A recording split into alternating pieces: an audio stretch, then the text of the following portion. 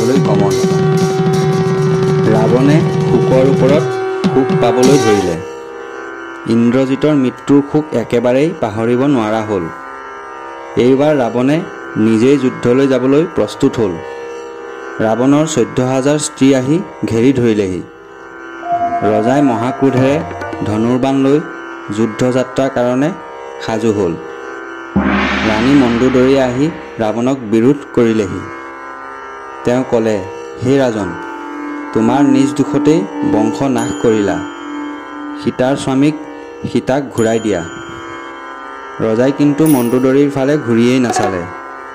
যেনেকৈ মৃত্যুকালত ৰোগীয়ে ঔষধ নাখায়, মৃত্যু যাৰ নিকটতে তাক ঔষধে কি কৰিব।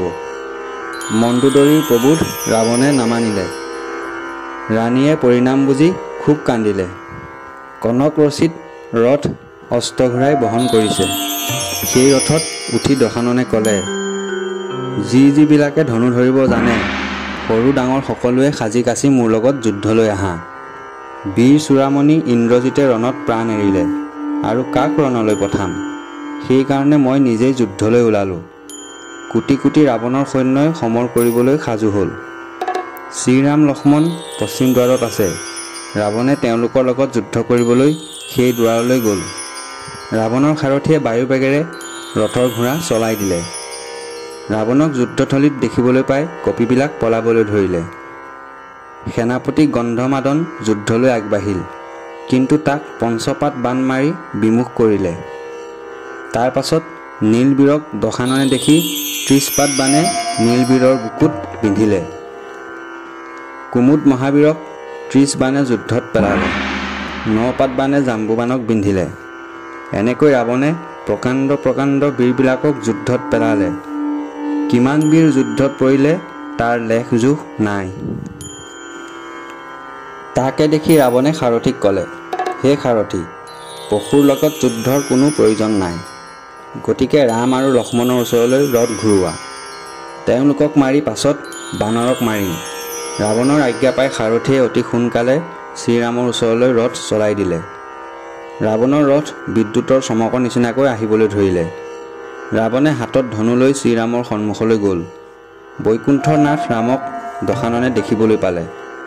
বিষ্ণু অৱতাৰ ৰাম সুবাহু প্ৰচণ্ড, সুন্দৰ নাক, মিহি বহল কপাল, ফল মূল যদিও খায় তথাপি বিক্ৰমত বিশাল।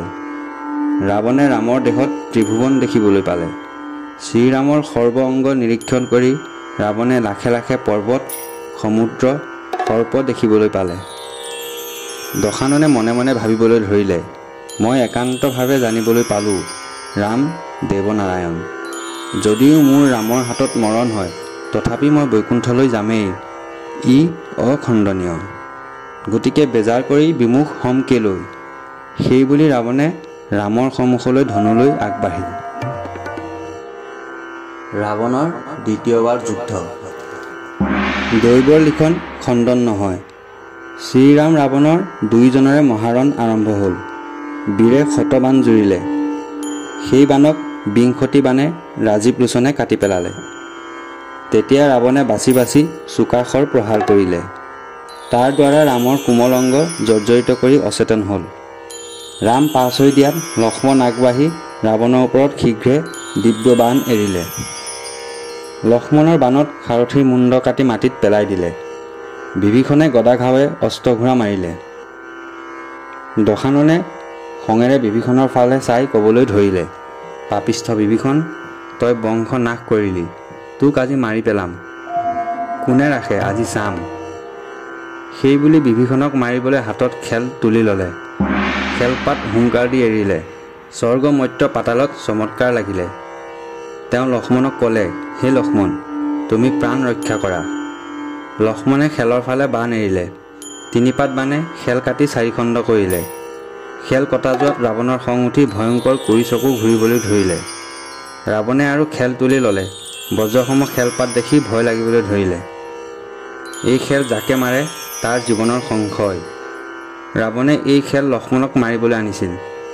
খঙত সেই খেল বিভীষণক মাৰিলে। বিভীষণে খেল দেখি ভয়ত ত্ৰাসিত হ'ল। লক্ষ্মণে সেই খেল কাটি পেলালে।